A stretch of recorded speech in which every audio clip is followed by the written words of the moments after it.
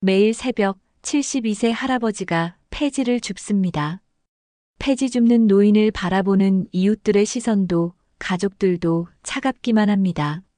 하지만 할아버지는 폐지 줍는 일을 멈추지 않습니다.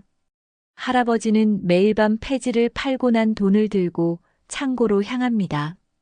창고 속 놀라운 비밀이 밝혀진 순간 가족들의 진짜 모습을 보게 되고 할아버지는 자식들을 위해 산 세월을 뒤로하고 큰 결심을 하게 되는데 할아버지는 어떤 결정을 하게 될까요? 오늘 사연을 시작하기 전에 구독과 좋아요 버튼을 눌러주시면 당신의 하루에 작은 기쁨이 더해질 거예요. 구독과 좋아요는 무료입니다. 그럼 사연 시작하겠습니다. 새벽 5시 서울 북쪽 허름한 다세대 주택가에 첫 번째 가로등이 꺼져갑니다. 아직 어둠이 채 가시지 않은 골목길에서 삐걱거리는 소리가 들려왔습니다. 낡은 손수레 바퀴가 울퉁불퉁한 아스팔트를 굴러가는 소리였죠. 이른 새벽 시간 대부분의 사람들이 아직 꿈속에 빠져 있을 때 혼자서 거리를 걷는 한 사람이 있었습니다. 찬바람이 불어와 옷깃을 파고들어도 비가 부슬부슬 내려도 눈이 내려 길이 미끄러워도 그는 매일같이 이 시간에 나섰습니다. 사계절이 바뀌어도 변하지 않는 그의 일상이었습니다. 72세 김태수는 오늘도 변함없이 새벽을 맞이했습니다. 세월의 무게가 고스란히 드러나는 구부정한 허리, 수십 년간 거친 일을 해온 탓에 갈라지고 두꺼워진 손, 빛바랜 작업복 차림이었지만 그의 눈빛만은 여전히 단단했습니다. 마치 아직 포기할 수 없는 무언가가 남아있다는 듯이 말입니다. 그 눈빛에는 오랜 세월을 버텨온 사람만이 가질 수 있는 특별한 의지가 담겨 있었습니다. 젊었을 때는 건장했을 체격이 이제는 앙상하게 줄어들었지만 여전히 그 안에는 꺾이지 않는 무언가가 꿈틀거리고 있었습니다. 주름진 얼굴에는 인생의 풍파가 새겨져 있었지만 그 속에서 빛나는 것은 굴복하지 않는 정신력이었습니다. 태수는 골목을 하나씩 돌며 폐지를 주워 담았습니다. 신문지 한 장, 골판지 조각, 잡지 몇 권, 택배 상자 조각들까지 남들이 버린 것들을 하나하나 정성스럽게 정리했습니다. 젖은 신문지는 말려서 접고 찢어진 골판지는 크기별로 분류해서 손수레에 차곡차곡 쌓아 올렸습니다. 그 모습은 마치 귀중한 보물을 다루는 것처럼 조심스럽고 세심했습니다. 다른 사람들에게는 그저 쓰레기일 뿐이지만 태수에게는 하루하루를 버텨나가게 해주는 소중한 자원이었습니다. 각각의 폐지마다 그 나름의 가치가 있다고 생각하며 한 장도 허투루 버리지 않았습니다. 손수레가 점점 무거워질수록 태수의 걸음은 더욱 느려졌지만 그는 멈추지 않았습니다. 가끔 허리가 아파 잠시 쉬어가기도 했지만 곧바로 다시 일어나 손수레를 끌었습니다. 72세의 나이에도 불구하고 그는 매일 몇 시간씩 이런 일을 반복했습니다. 체력적으로 한계를 느낄 때도 있었지만 그럴 때마다 마음속 깊은 곳에서 올라오는 무언가가 그를 다시 일으켜 세웠습니다. 그것이 무엇인지는 아무도 몰랐습니다. 태수 자신만 알고 있는 비밀이었으니까요. 그런 태수를 바라보는 동네 사람들의 시선은 그리 따뜻하지 않았습니다. 출근길에 나서는 직장인들, 장을 보러 나온 주부들, 등교 준비를 하는 학생들, 모두들 태수를 지나치며 애써 시선을 피하거나 혹은 동정 어린 눈빛으로 바라보았습니다. 어떤 이들은 고개를 돌려 아예 보지 않으려 했고 어떤 이들은 혀를 끌끌 차며 안타까워했습니다. 대부분의 사람들은 그를 불쌍한 노인 정도로만 생각했습니다. 겉으로 드러나는 모습이 전부라고 여겼죠. 또 저 할아버지네. 매일 새벽부터 뭘 그리 열심히 주워대나. 나이도 많은데 참 안쓰럽네. 자식들은 뭐 하나 몰라. 요즘 세상에 저런 일까지 해야 하나. 정말 딱하다. 우리 동네 체면이 말이 아니야. 저런 분이 계시면 동네 이미지가 보기만 해도 마음이 아프네. 복지 혜택은 제대로 받고 계신 건가? 지나가는 사람들의 수군거림이 태수의 귀에 들려왔지만 그는 개의치 않는 듯 묵묵히 손수레를 끌고 갔습니다. 이미 익숙해진 일상이었으니까요. 하지만 가끔은 그런 시선들이 가슴 깊숙이 파고드는 것을 느꼈습니다. 자존심이 상하지 않는다면 거짓말이겠죠. 그래도 태수는 참았습니다. 자신에게는 이 모든 것을 견뎌내야 할 이유가 있었으니까요. 그 누구도 알지 못하는 오직 자신만이 간직하고 있는 특별한 목적이 있었습니다. 오전 9시쯤 태수는 모은 폐지를 고물상에 팔러 갔습니다. 고물상 사장은 익숙한 듯 무게를 재며 말했습니다. 오늘은 2만 원 나오네요, 할아버지. 요즘 폐지값이 좀 떨어져서 말이에요. 예전만 못해요. 중국에서 수입이 줄어서 그런가 봅니다. 고맙습니다. 그래도 잘 쳐줘서 고마워요. 감사합니다. 좋은 하루 되세요, 사장님. 태수는 묵묵히 돈을 받아 낡은 지갑에 넣었습니다. 하루 종일 고생해서 겨우 2만 원. 젊은 사람들이 한 끼 식사비로 쓰는 돈이었지만 태수에게는 하루의 소중한 결실이었습니다. 그는 불평 한마디 없이 빈 손수레를 끌고 집으로 향했습니다. 그의 지갑 안에는 2만 원짜리 몇 장이 들어 있었지만 그것보다 더 큰 계획이 그의 마음속에 자리 잡고 있었습니다. 매일매일 모아지는 이 작은 돈들이 언젠가는 엄청난 의미를 갖게 될 것이라는 확신이 있었습니다. 집에 도착한 태수를 맞이한 것은 차가운 침묵이었습니다. 거실에 앉아있던 아들 성민과 며느리 윤정의 표정은 영 달갑지 않았습니다. 성민은 40대 중반의 나이에도 불구하고 아직 변변한 직장을 구하지 못해 집에서 구직 활동을 하고 있었고 윤정은 파트타임으로 일하며 가게를 꾸려나가고 있었습니다. 경제적으로 넉넉하지 못한 상황에서 시아버지의 행동이 더욱 부담스럽게 느껴지는 것 같았습니다. 특히 주변 사람들의 시선과 소문이 그들을 더욱 위축시키고 있었습니다. 체면을 중시하는 그들에게 태수의 존재는 골칫거리나 다름없었습니다. 아버지, 또 나가셨었어요? 성민의 목소리에는 짜증이 섞여 있었습니다. 매일 반복되는 이 상황이 그에게는 큰 스트레스였습니다. 응, 잠깐 다녀왔다. 태수는 간단히 대답했지만 그의 마음은 무거웠습니다. 자식의 차가운 반응이 가슴을 찔렀습니다. 제발 좀 그만하세요. 동네 사람들이 뭐라고 하는지 아세요? 우리까지 창피해진다고요. 윤정도 거들었습니다. 아버지가 우리 체면 좀 생각해 주셔야죠.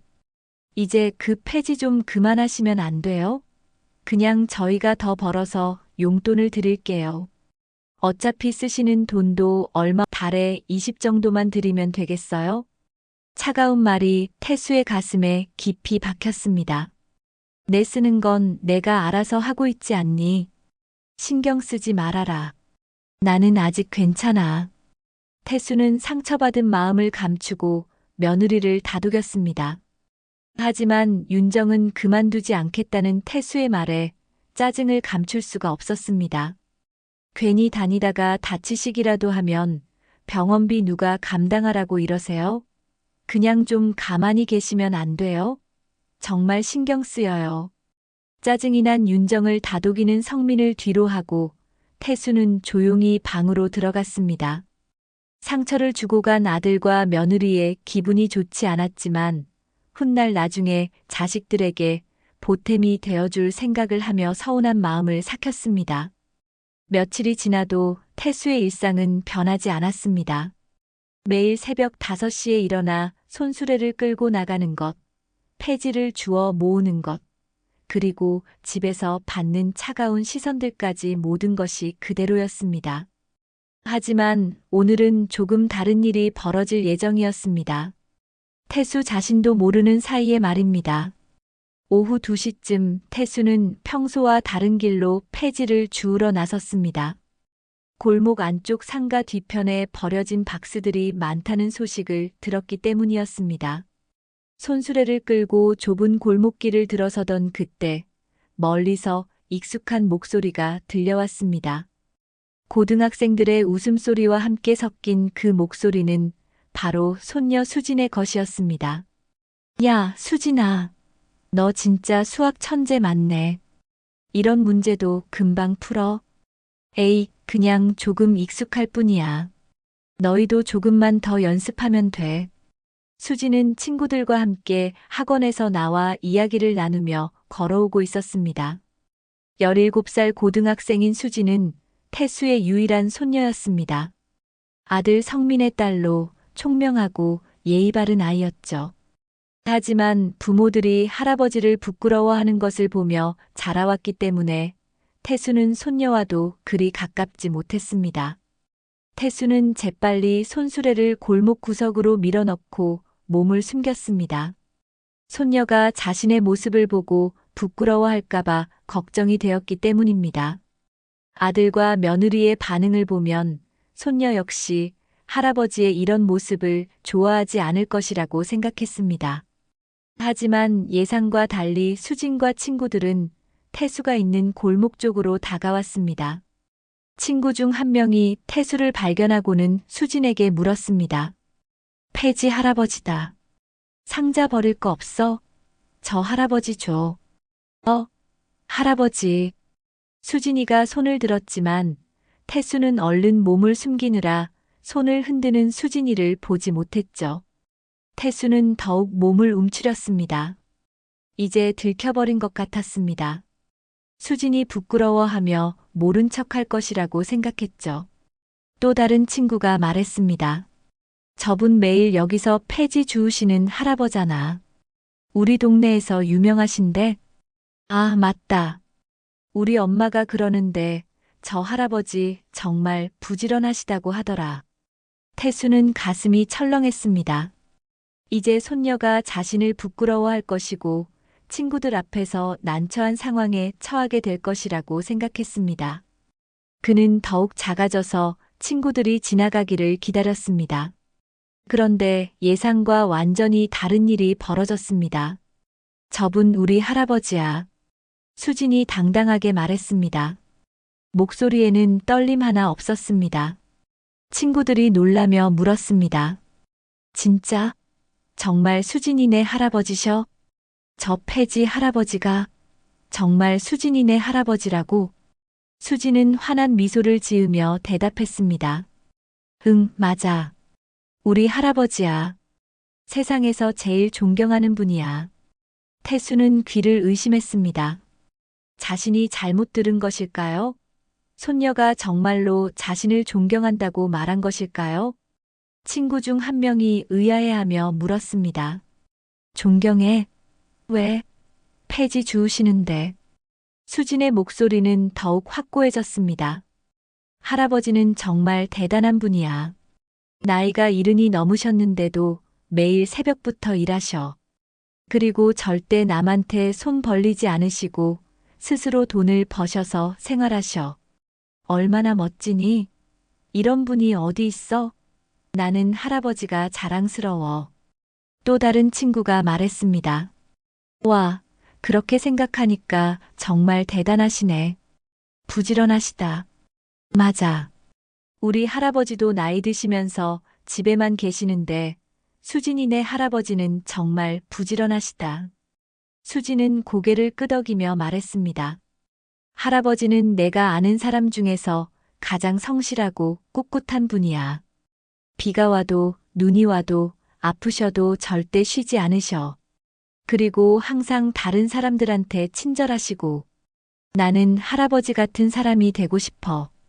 태수는 골목 구석에 숨어서 이 모든 대화를 듣고 있었습니다. 눈물이 핑 돌기 시작했습니다. 평생을 살면서 이렇게 마음이 따뜻해진 적이 언제였을까요? 자신의 가족 중에서, 아니, 이 세상에서 자신을 진심으로 이해하고 존경해주는 사람이 있다는 사실이 믿어지지 않았습니다. 친구들은 수진의 말에 감동받은 듯 했습니다. 너 정말 할아버지를 많이 사랑하는구나. 우리도 할아버지, 할머니한테 더 잘해드려야겠다. 수진은 웃으며 대답했습니다. 당연하지. 할아버지는 내 자랑이야. 언젠가는 할아버지한테 정말 큰 효도를 해드리고 싶어. 이제 연세도 많으신데 몸 아프시면 내가 돕고 싶어서 난 빨리 어른이 되고 싶어. 친구들과 헤어진 후 수지는 혼자 걸으며 생각에 잠겼습니다. 사실 그녀도 부모들이 할아버지를 대하는 태도가 마음에 들지 않았습니다. 할아버지가 폐지를 주우시는 것이 부끄러운 일이라고 생각하지 않았거든요. 오히려 그런 할아버지가 존경스러웠습니다. 나이가 들어서도 포기하지 않고 열심히 살아가는 모습이 정말 대단하다고 생각했습니다. 태수는 손녀가 완전히 사라진 후에야 골목에서 나왔습니다. 가슴이 벅차올랐습니다. 오랫동안 잊고 살았던 감정이 되살아났습니다. 누군가 자신을 이해해주고 사랑해준다는 따뜻한 느낌이었습니다. 아들과 며느리의 차가운 시선이 아프긴 했지만 손녀 하나만으로도 충분히 행복할 수 있을 것 같았습니다. 그날 밤 태수는 오랜만에 깊은 잠에 들었습니다. 손녀의 말이 계속 귓가에 맴돌았습니다. 세상에서 제일 존경하는 분, 내 자랑이라는 말들이 마치 자장가처럼 들렸습니다. 그리고 마음 한구석에서는 새로운 다짐이 생겨났습니다. 이 소중한 손녀를 위해서라면 무엇이든 할 수 있을 것 같다는 생각이 들었습니다. 손녀 수진의 따뜻한 말을 들은 후 며칠이 지났습니다. 태수는 그 이후로 마음이 한결 가벼워졌습니다. 매일 아침 폐지를 주우러 나갈 때마다 수진의 목소리가 떠올랐습니다. 수진이의 따뜻한 마음을 되뇌이니 그의 발걸음을 더욱 힘차게 만들어 주었습니다. 그런 태수의 변화를 아들 성민과 며느리 윤정은 알아차리지 못했습니다. 여전히 그들에게 태수는 부끄러운 존재일 뿐이었으니까요. 그날 저녁 태수는 평소보다 일찍 집에 돌아왔습니다.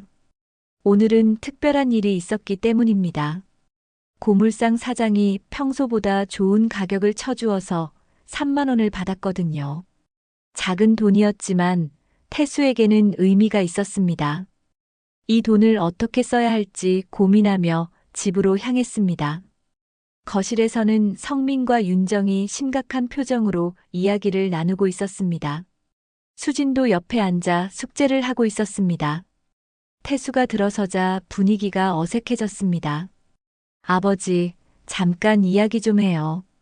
성민이 무거운 목소리로 말했습니다. 태수는 가방을 내려놓고 거실로 갔습니다. 뭔 일이냐? 아버지 때문에 정말 힘들어요.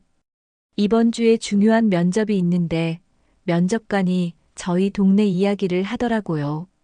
폐지 줍는 할아버지 이야기까지 나왔어요. 아버지라고 알게 될까봐 제가 얼굴을 못 들겠더라고요. 윤정도 거들었습니다. 아버님, 이제 정말 그만하셔야 해요. 수진이도 고등학생인데 친구들한테 어떻게 말해요? 할아버지가 폐지 줍는다고? 애가 예민한 시기잖아요. 이제 대입이 코앞이에요. 수진이 갑자기 고개를 들었습니다. 엄마, 그게 뭐가 부끄러운데요? 수진아, 너는 몰라도 돼. 들어가. 어른들 사정이 있어. 저는 할아버지가 전혀 부끄럽지 않아요. 오히려 자랑스러워요. 성민이 짜증스럽게 말했습니다. 수진아, 내가 뭘 안다고 그래? 사회생활이 얼마나 힘든지 알아?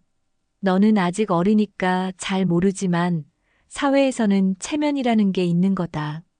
태수는 손녀의 말을 들으며 가슴이 뜨거워졌습니다. 하지만 동시에 가족들 사이의 갈등이 깊어지는 것도 걱정되었습니다. 그는 잠시 생각한 후 입을 열었습니다. 수진아, 할아버지 따라와봐. 네, 할아버지. 수진은 숙제를 정리하고 태수를 따라 나섰습니다. 성민과 윤정은 의아한 표정으로 그들을 바라보았습니다. 태수는 수진을 데리고 집 뒤편에 있는 작은 창고로 갔습니다. 평소에는 잠겨있던 창고였지만 오늘은 특별히 열어 보이려고 했습니다. 낡은 자물쇠를 열고 문을 여는 순간 수진은 놀라움을 감추지 못했습니다.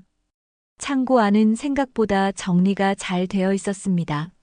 한쪽 벽면에는 책들이 가지런히 정리되어 있었고 다른 한쪽에는 오래된 상자들이 쌓여 있었습니다.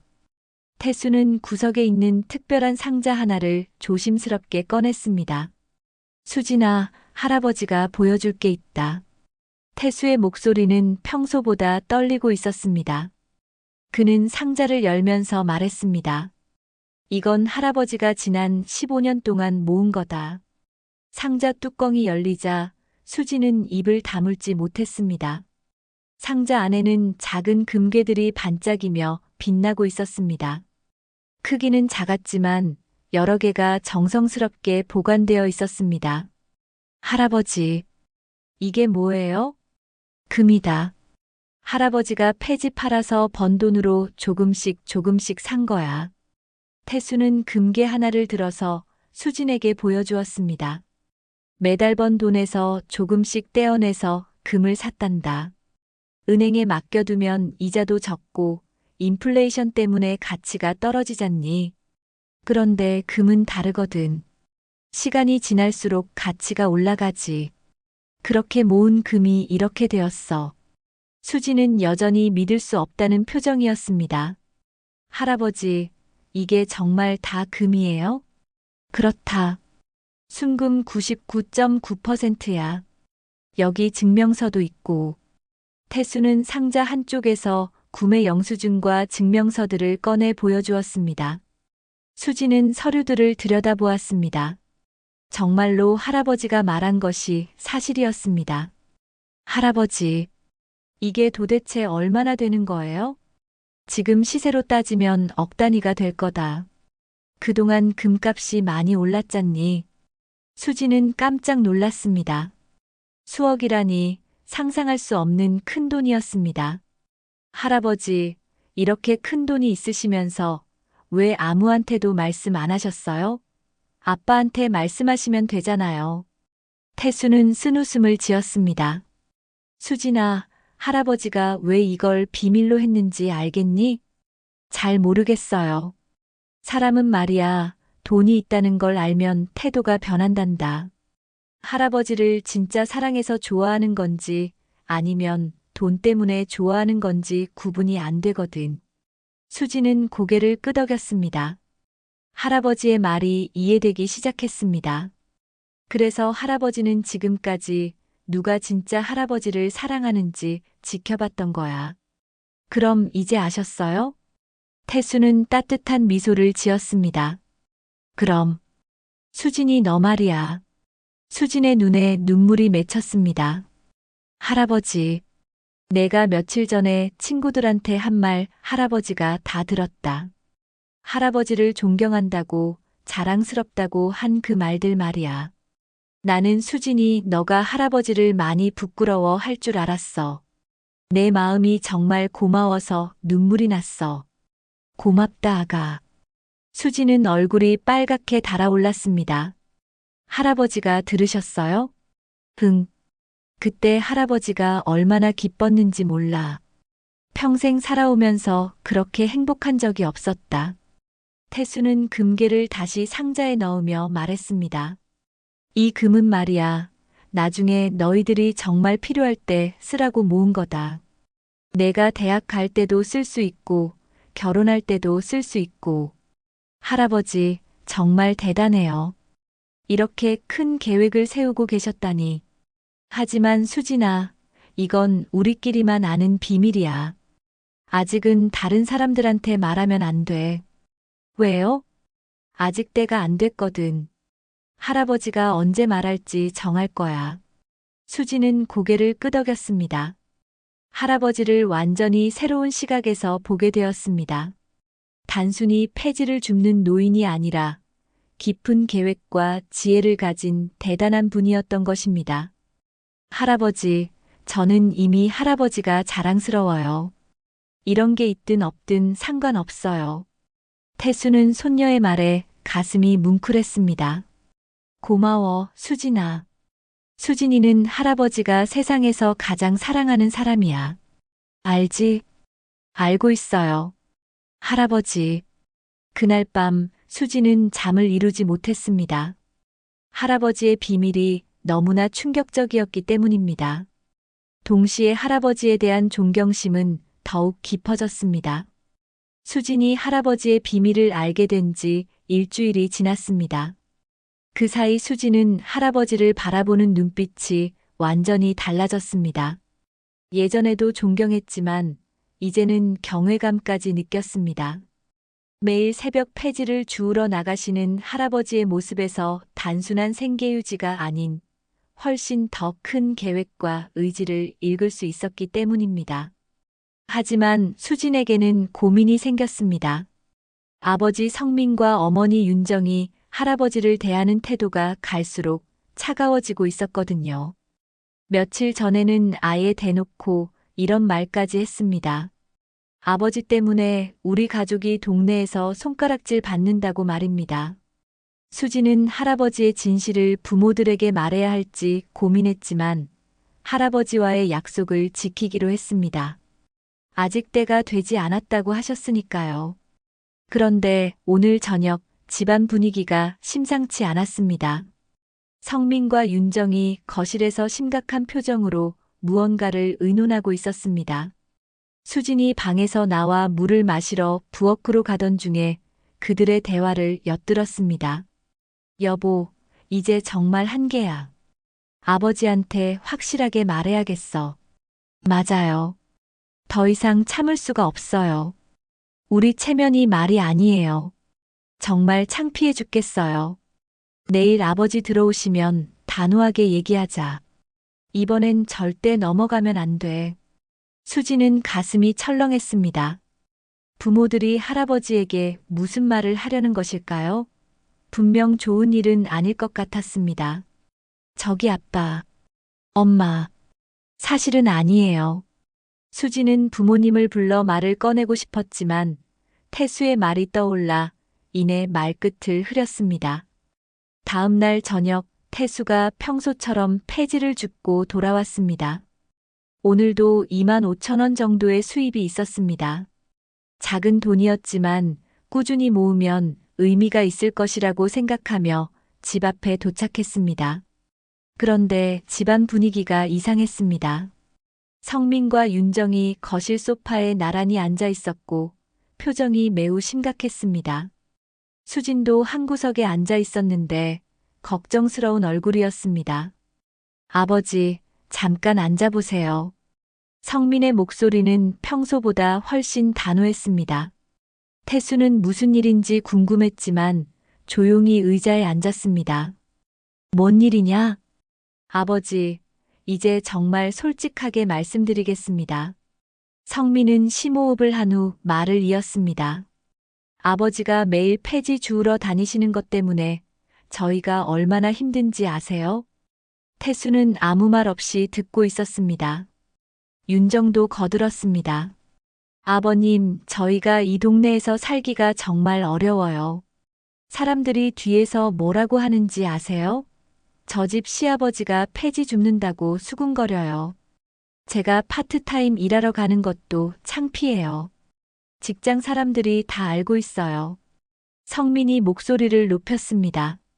아버지, 제발 그만하세요. 정말로 부탁드립니다. 저희가 용돈 드린다고 하잖아요. 태수는 여전히 조용했습니다. 이미 예상했던 이야기였기 때문입니다. 그럼 너희들은 내가 어떻게 살았으면 좋겠냐? 집에서 쉬세요. 아버지 연세에 뭘 그리 바삐 사세요? 돈이 필요하면 저희가 드릴게요. 윤정의 말에 태수는 쓴웃음을 지었습니다. 너희가 나한테 돈을 준다고? 너희 둘이 벌어서 생활하기도 빠듯한 걸 내가 모를 줄 알았냐? 그래도 아버지가 저런 일 하시는 것보다는 낫죠. 이때 수진이 끼어들었습니다. 아빠, 엄마, 왜 할아버지한테 그래요? 할아버지는 나쁜 일 하시는 거 아니잖아요. 수진아, 너는 빠져 있어. 어른들 얘기야. 저도 이 집 식구예요. 할아버지는 정직하게 일하고 계시는데 왜 그걸 부끄러워해요? 할아버지처럼 성실하게 일하는 사람이 어디 있어요? 나쁜 일 하는 것도 아닌데. 뭐가 그렇게 부끄러운 거예요? 폐지 줍는다고 무시하고 함부로 말하는 사람들이 더 부끄러운 거 아니에요? 성민이 화를 냈습니다. 수진아, 내가 뭘 안다고 나서는 거야? 수진은 울먹이며 말했습니다. 저는 할아버지가 자랑스러워요. 다른 사람들이 뭐라고 하든 상관없어요. 아빠, 엄마도 할아버지를 그렇게 생각하는 거, 저 정말 너무 속상하단 말이에요. 윤정이 수진을 타일렀습니다. 수진아, 넌 아직 어려서 몰라. 세상이 얼마나 차가운지. 겉으로 보여지는 것도 중요하단 걸 크면 알게 될 거다. 그때 태수가 입을 열었습니다. 수진아, 고마워. 하지만 할아버지가 알아서 할게. 태수는 성민과 윤정을 바라보며 말했습니다. 너희들이 나를 부끄러워한다는 걸 나도 안다. 그런데 말이야, 내가 이 일을 그만두면 너희들이 나를 존경하게 될까? 갑자기 이 늙은 노인네가 좋아지기라도 할까? 그런 게 아니라. 아니, 솔직하게 말해봐. 내가 집에서 빈둥빈둥 놀고 있으면 너희들이 나를 좋아할 것 같니? 성민과 윤정은 대답하지 못했습니다. 태수가 계속 말했습니다. 나도 자존심이 있는 사람이다. 내 나이 70이 넘어서도 남한테 손 벌리지 않고 내 힘으로 살고 싶어. 그게 그렇게 잘못된 일이니? 아버지, 그런 뜻이 아니라. 그럼 뭔 뜻이냐? 너희들은 내가 폐지 줍는 게 창피하니까 그만하라는 거 아니냐? 내가 떡하니 번듯하게 내놓을 재산이 없다고 생각하는 거잖니. 줄게 없는 노인네니 동네 창피하게 다니지 말고 집에만 처박혀 있으란 소린 거지. 침묵이 흘렀습니다. 결국 윤정이 솔직하게 말했습니다. 죄송한 말씀이지만 아버님.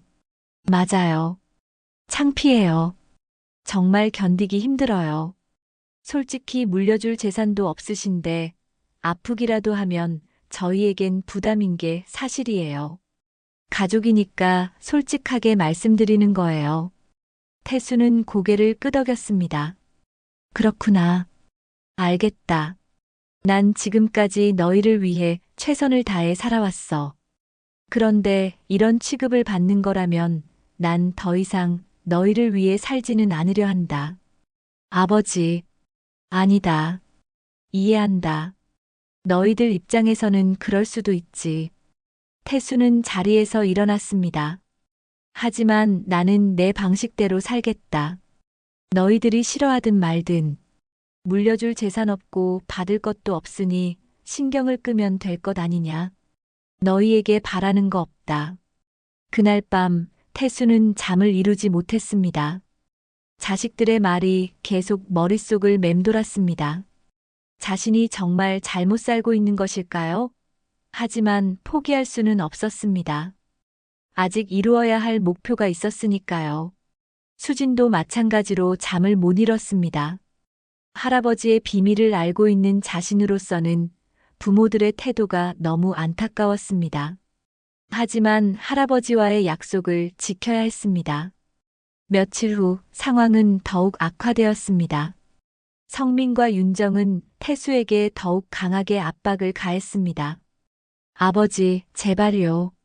저도 아버지 걱정 안 하는 게 아니에요. 걱정돼서 그럽니다. 정말로요. 하지만 태수는 여전히 고집을 부렸습니다. 걱정은 말로만 하는 것임을 이제 충분히 알 수 있었죠. 그리고 이런 생각을 했습니다. 이제 정말로 누가 자신을 진심으로 사랑하는지 분명해졌다고 말입니다. 가족 간의 갈등이 심화된 지 며칠이 지났습니다. 태수는 여전히 매일 새벽 폐지를 주우러 나갔고 성민과 윤정은 그런 시아버지를 더욱 차갑게 대했습니다. 집안 분위기는 날이 갈수록 얼어붙어 갔습니다. 식사 시간에도 서로 말을 거의 하지 않았고 태수가 들어오면 성민과 윤정은 자리를 피하기 일쑤였습니다. 그런 와중에도 수진만은 할아버지를 따뜻하게 대했습니다. 할아버지의 진짜 모습을 알고 있었기 때문입니다. 하지만 부모들과 할아버지 사이에서 어떻게 해야 할지 몰라 고민이 깊었습니다.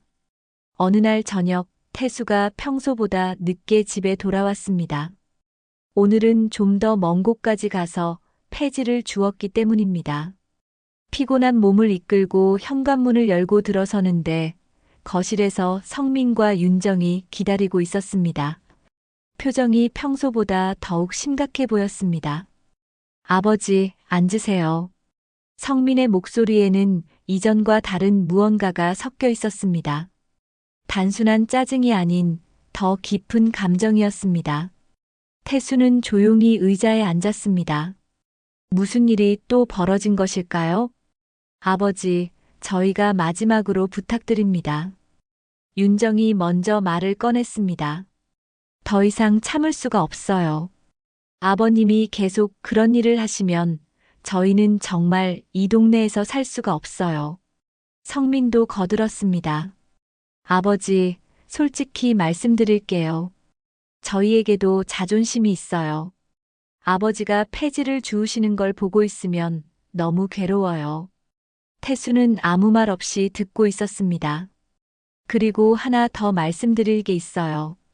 윤정의 목소리가 떨렸습니다. 혹시 아버님이 돈을 모으고 계시는 거라면 저희한테 말씀해 주세요.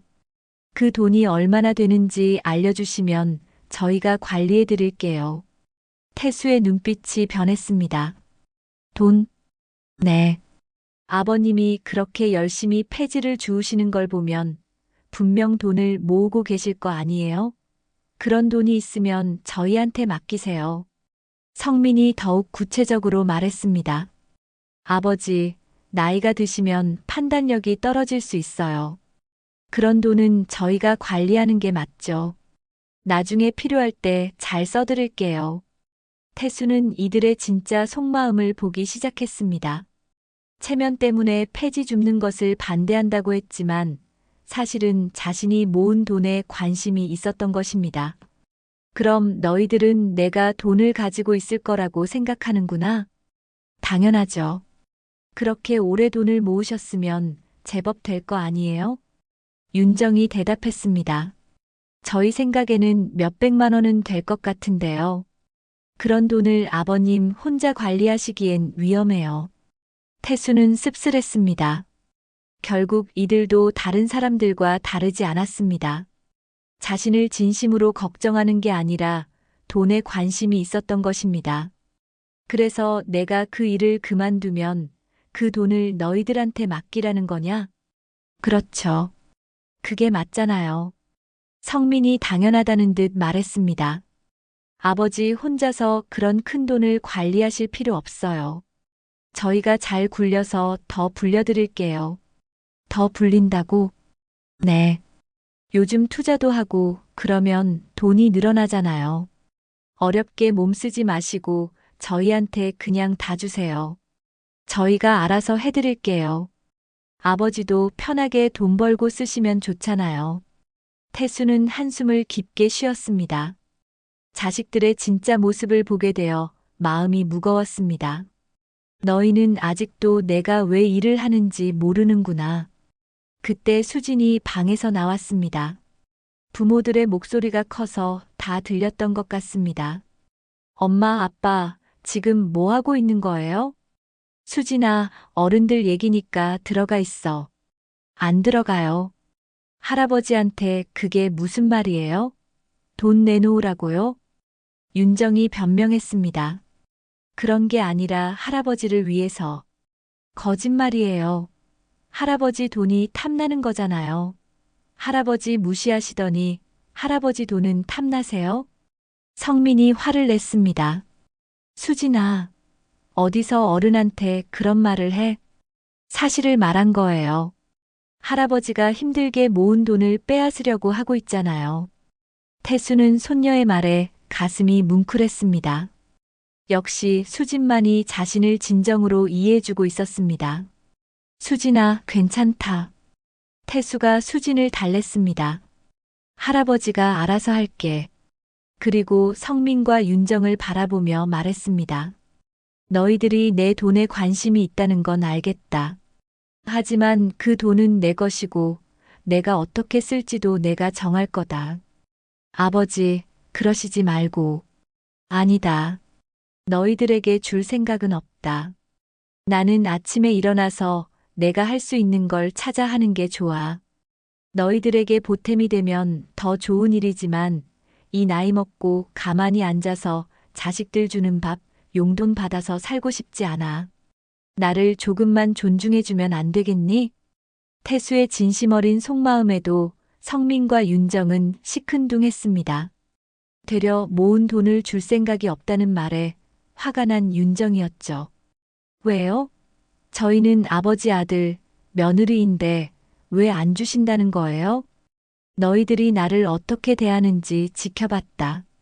나를 진심으로 사랑하는 게 아니라 내 돈만 탐내고 있잖냐. 나를 가족으로서 존중하지 않잖니. 그런 게 아니에요. 그럼 뭐냐? 너희들이 나한테 따뜻하게 대한 적이 언제 있었냐? 오히려 부끄러워하고 피하기만 했잖냐. 내가 이 일을 왜 하는지, 어떤 마음으로 살고 있는지 관심이나 있니? 윤정이 목소리를 높였습니다. 아니, 그럼 아버님은 그 돈을 어떻게 하실 건데요? 혼자서 다 쓰실 거예요? 내가 알아서 한다. 말도 안 돼요. 그 돈은 가족 공동 재산이에요. 태수는 자리에서 일어났습니다. 가족 공동 재산? 내가 혼자 힘으로 번 돈이 왜 공동 재산이니?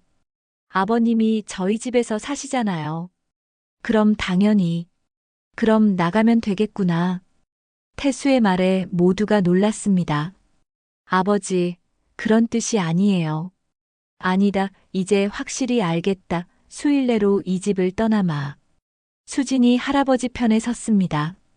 할아버지, 저는 할아버지 편이에요. 할아버지가 원하시는 대로 하세요. 태수는 손녀를 고맙게 바라보며 말했습니다. 고마워, 수진아. 할아버지에게는 내가 있으니까 충분해. 그날 밤 태수는 깊은 생각에 잠겼습니다. 이제 자신이 어떤 결정을 내려야 할지 분명해졌습니다. 자식들은 자신을 사랑하는 게 아니라 돈만 노리고 있었습니다. 푼돈이라며 항상 무시하던 아들과 며느리가 그 푼돈이라도 챙기려는 모습을 보고 나니 마음이 씁쓸했습니다. 가족들을 위해 하루도 쉬지 않고 일했던 자신이 조금 처량하게 느껴지기도 했습니다. 하지만 손녀 수진만은 달랐습니다. 진정으로 자신을 사랑하고 존경해 주었습니다. 이제 그 돈을 어떻게 써야 할지 결정할 때가 온 것 같았습니다. 성민과 윤정이 돈 이야기를 꺼낸 후 며칠이 지났습니다. 태수는 집을 나갈 준비를 하고 있었지만 성민과 윤정은 관심도 없었습니다.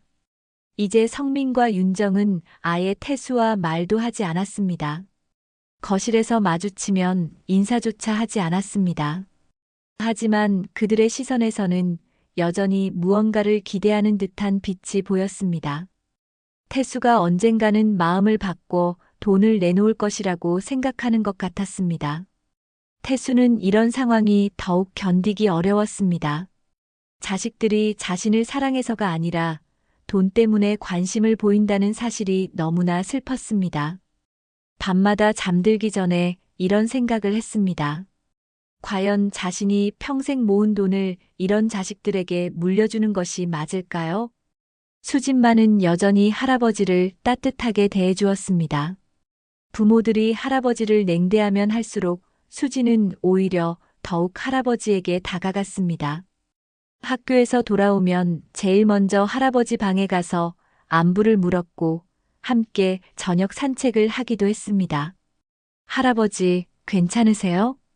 어느 날 저녁 수진이 걱정스럽게 물었습니다. 왜? 요즘 많이 힘들어 보이세요. 태수는 쓴웃음을 지었습니다. 괜찮다, 수진아. 할아버지는 이미 나이가 많으니까 이런 일쯤은 견딜 수 있어. 엄마랑 아빠도 사정이 여의치는 않으니 그럴 수 있지. 하지만 아빠하고 엄마가 너무해요.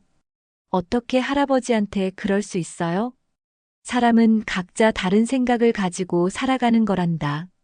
너희 부모님도 그들 나름의 이유가 있을 거야. 수지나 할아버지가 이제 아빠 엄마한테 사실을 말해야 할까? 자꾸 불화만 생기니 이 할아버지가 수진이한테 너무 미안하구나. 수지는 할아버지의 너그러운 마음씨에 더욱 감동했습니다. 자신을 그렇게 냉대하는 자식들을 여전히 이해하려고 하시는 모습이 대단해 보였습니다. 잘 모르겠어요. 할아버지, 아빠 엄마가 조금만 할아버지를 이해해주면 좋을 텐데. 속상해요. 며칠 후 성민과 윤정이 태수의 방을 찾아온 것입니다.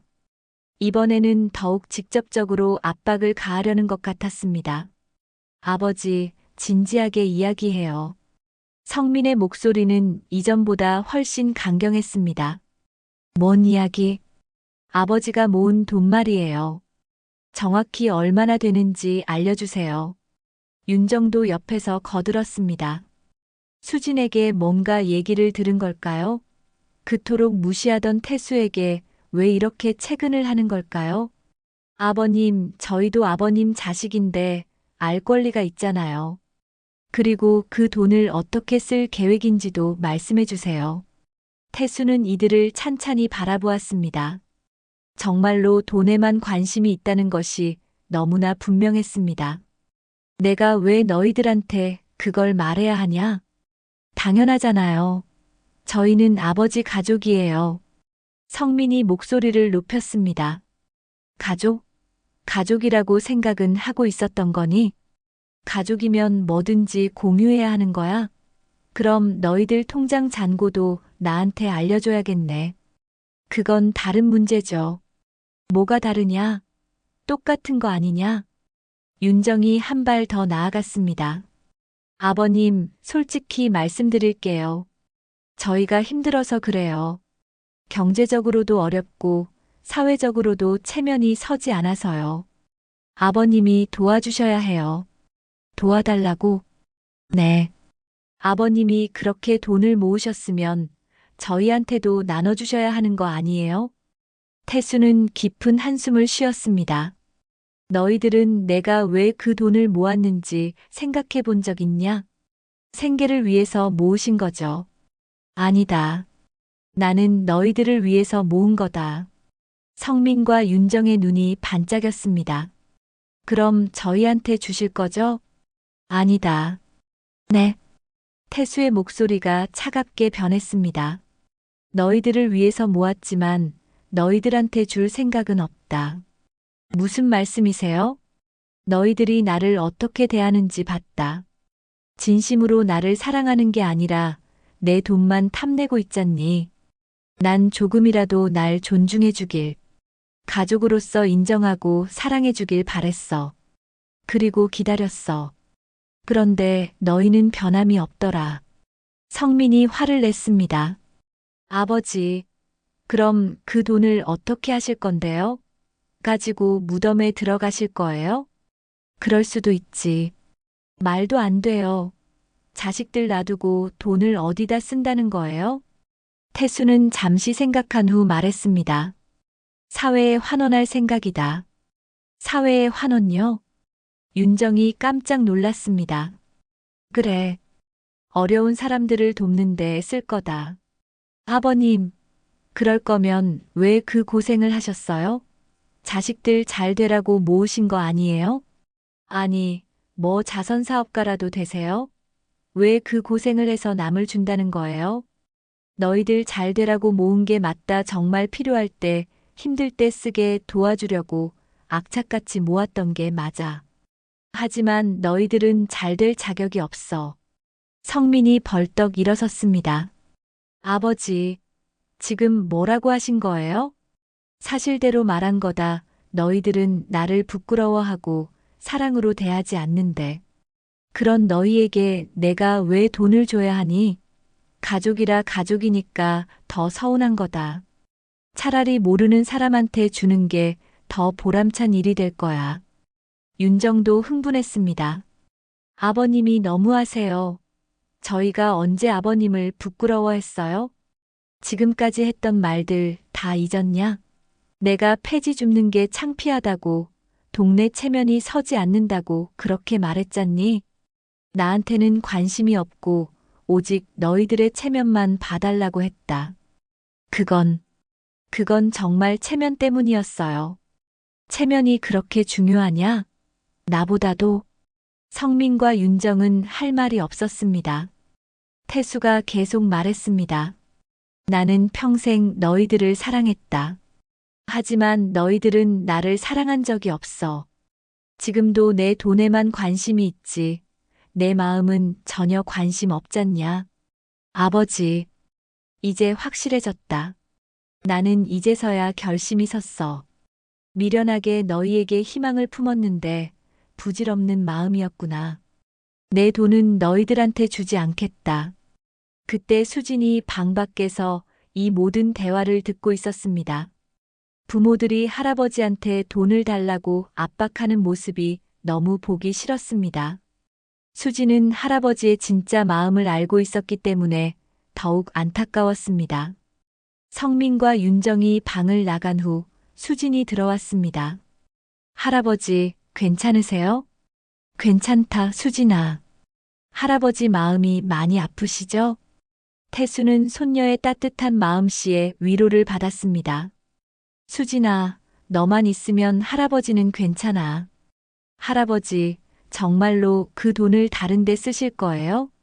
태수는 잠시 생각했습니다. 아직 확실하게 정하지는 않았지만 너희 부모님한테 주지는 않을 거야. 저는 할아버지가 어떻게 결정하시든 찬성해요. 그날 밤 태수는 중대한 결심을 했습니다. 이제 정말로 행동에 옮길 때가 온 것 같았습니다. 태수가 중대한 결심을 한 지 이틀이 지났습니다. 그동안 그는 평소와 다름없이 새벽에 나가 폐지를 주었지만 마음속으로는 계속 생각을 정리하고 있었습니다. 자식들에게 실망한 마음, 손녀에 대한 고마움, 그리고 자신이 평생 모은 돈을 어떻게 써야 할지에 대한 고민들이 복잡하게 얽혀 있었습니다.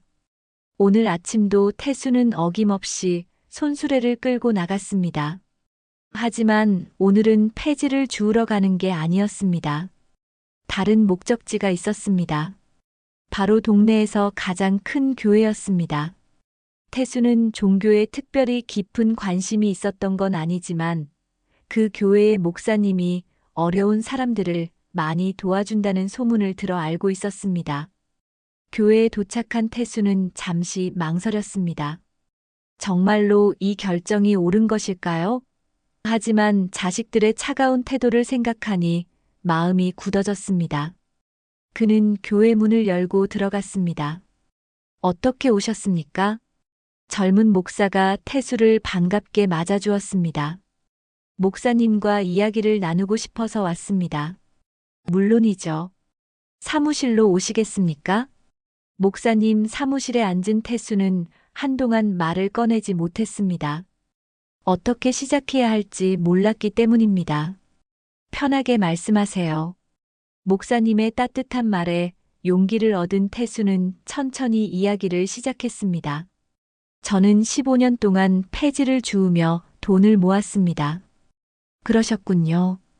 제 가족들은 제가 폐지 줍는 것을 부끄러워합니다. 하지만 저는 목적이 있어서 그 일을 계속했습니다.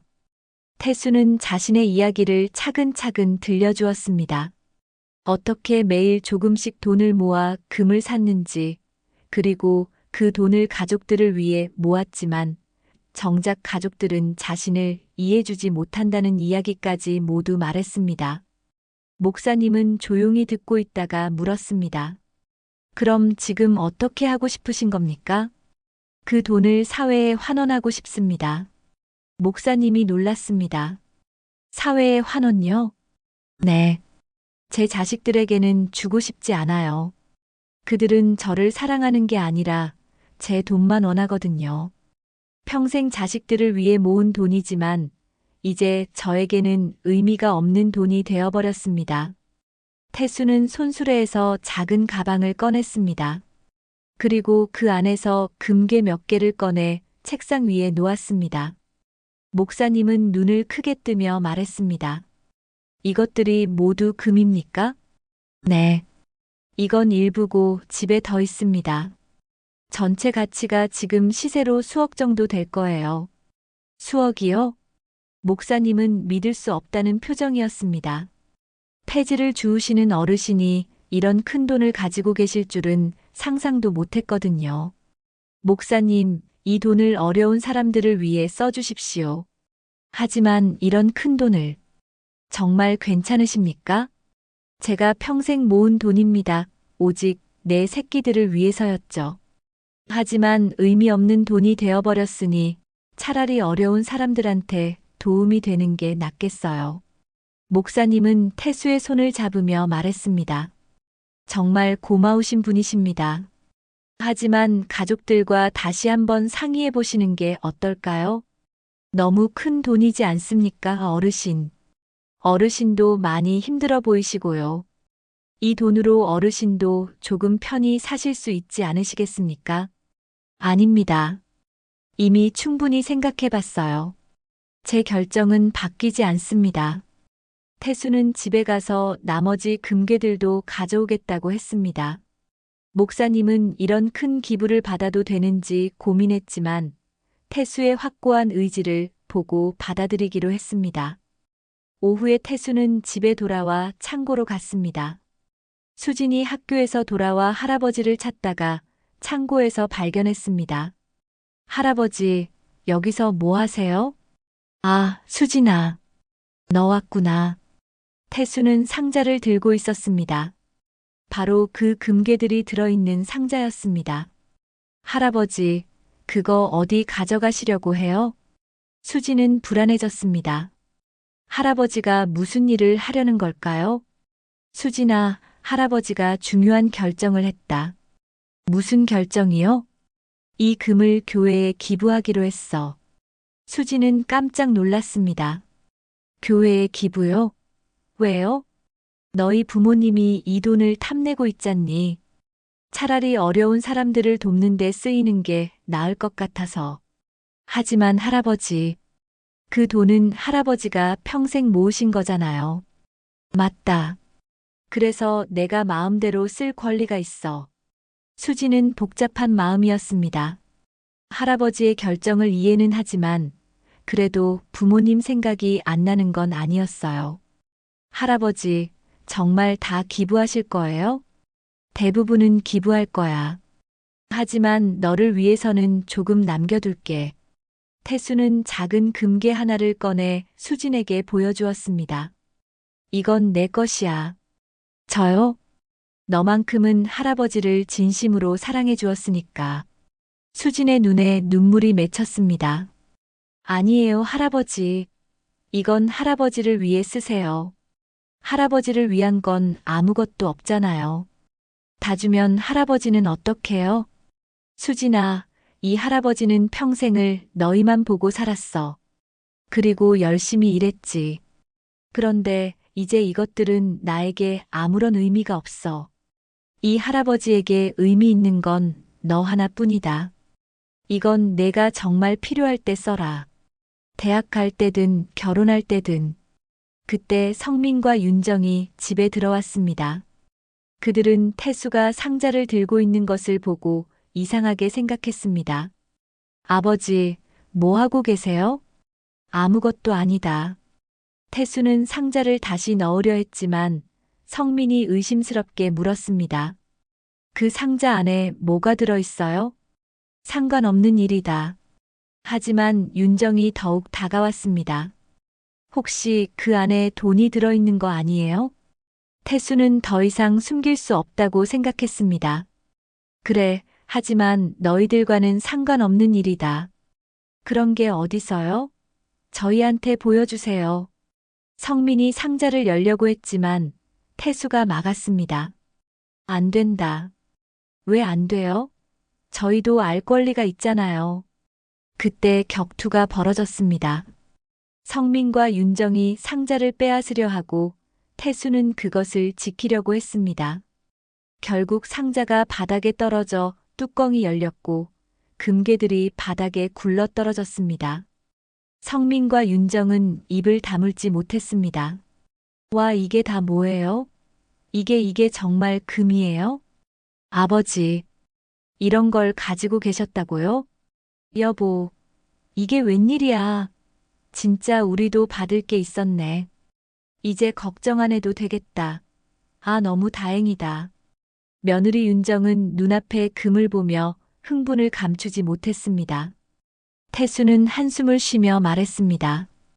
괜한 기대 말거라. 나는 이 금을 모두 교회에 기부할 거다. 기부요? 성민과 윤정이 동시에 소리쳤습니다. 그래, 너희들에게는 한 푼도 주지 않겠다고 말했잖니. 그게 말이 돼요? 이렇게 많은 금을 꽁꽁 숨겨놓고 가족들한테 거짓말하시고 지금 할 말이 있으세요, 아버님? 예, 며느라기야. 너 나한테 돈 맡겨놨니? 내가 너희에게 줄 의무라도 있다는 거니? 아버지, 제가 아버지 자식인데 권리가 있죠.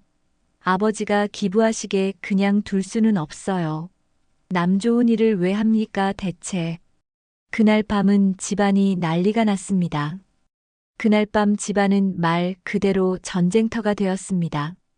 성민과 윤정은 태수의 기부 결정을 받아들일 수 없다며 격하게 반발했습니다. 거실에서 벌어진 경로는 새벽까지 이어졌습니다. 아버지, 정신 차리세요. 그 돈을 왜 남한테 줘요? 맞아요. 저희는 아버님의 가족이에요. 당연히 저희가 받아야죠. 성민은 흥분해서 소리를 지르며 말했습니다. 눈앞에 이 큰 돈을 놓칠 수 없다는 생각에 사로잡혀 있었습니다.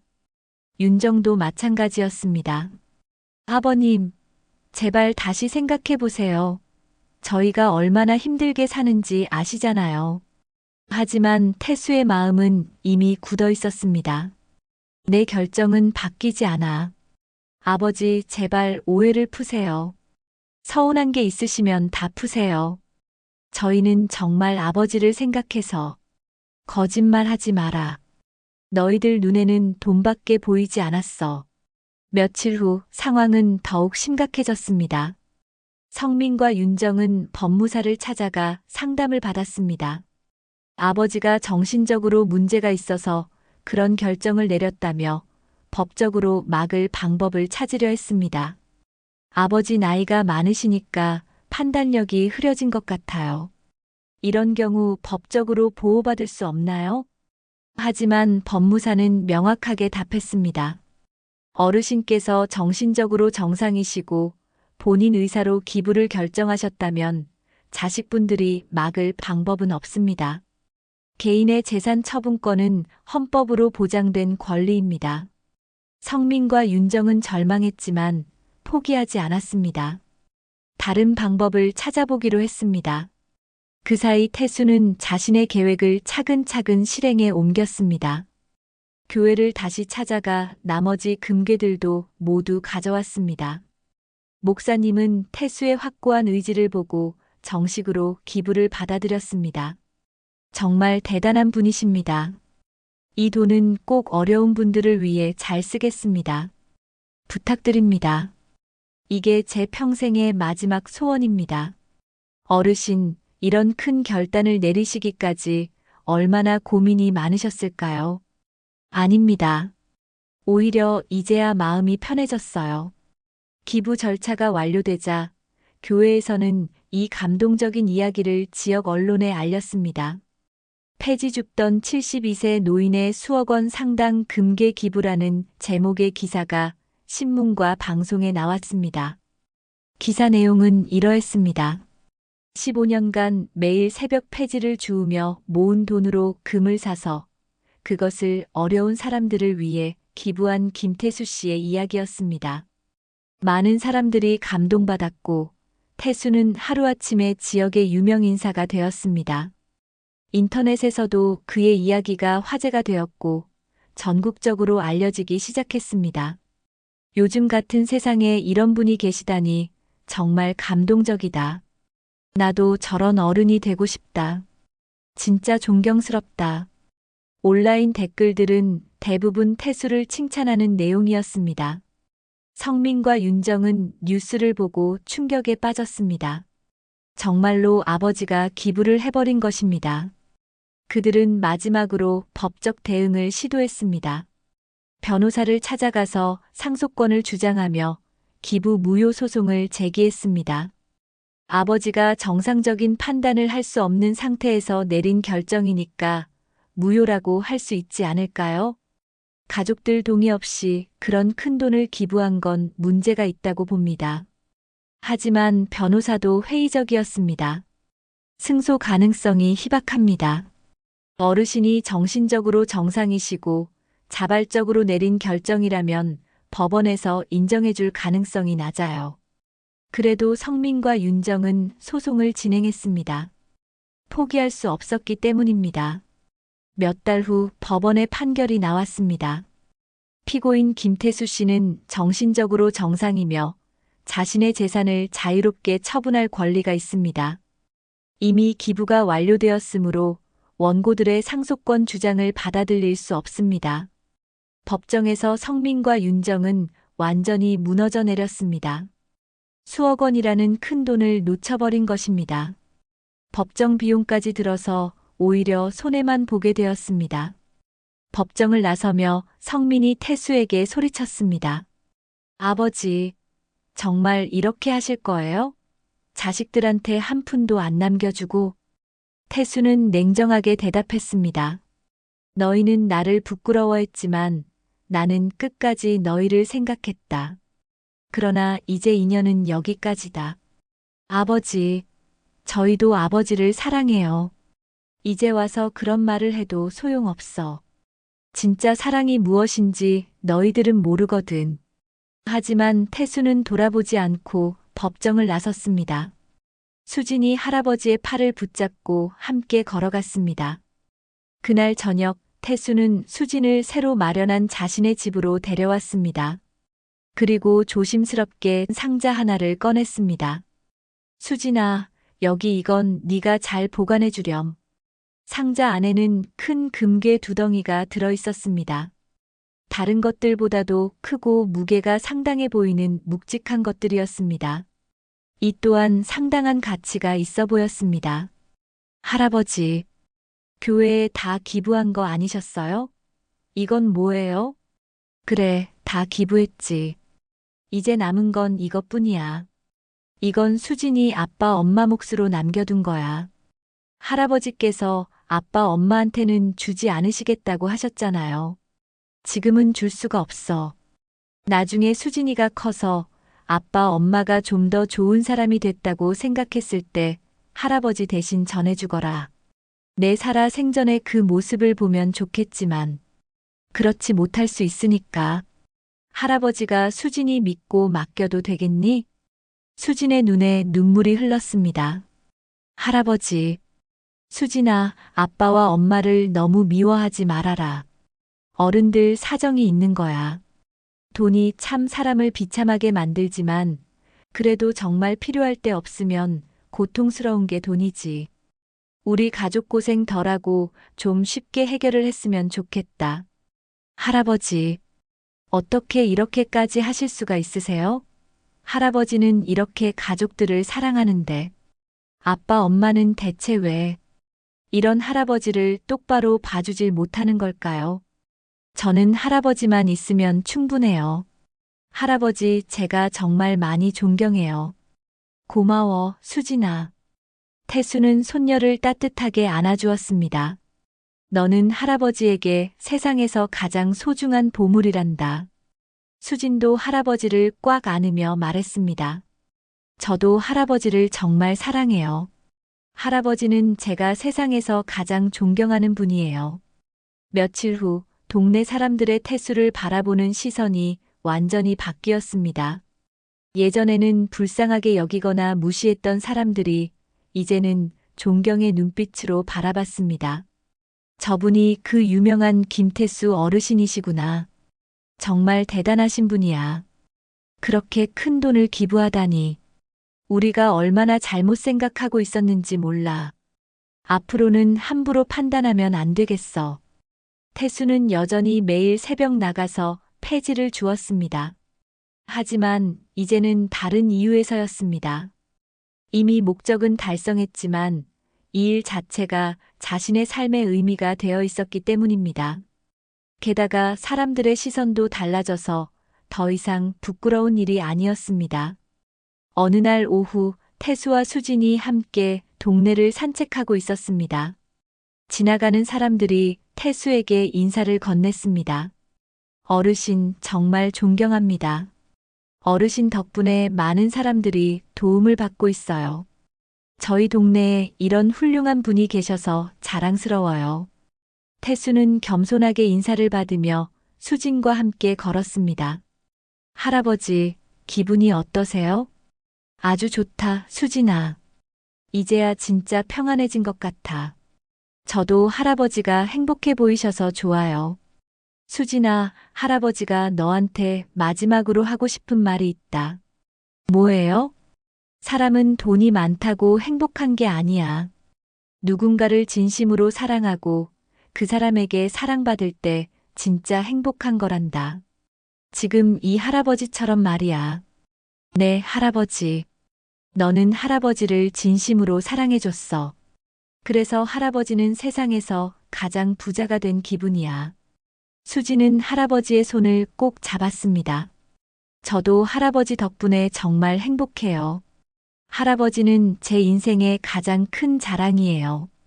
해가 저물어가는 골목길에서 할아버지와 손녀가 나란히 걸어가는 모습은 정말 아름다웠습니다. 오늘의 이야기 들어주셔서 감사합니다. 앞으로도 인생의 지혜를 밝히는 감동적인 사연으로 찾아뵙겠습니다. 좋아요와 구독도 잊지 말고 눌러주시고 댓글로 응원의 메시지를 남겨주세요. 오늘도 여러분들께 꽃길 인생만 펼쳐지길 바라고 응원하겠습니다.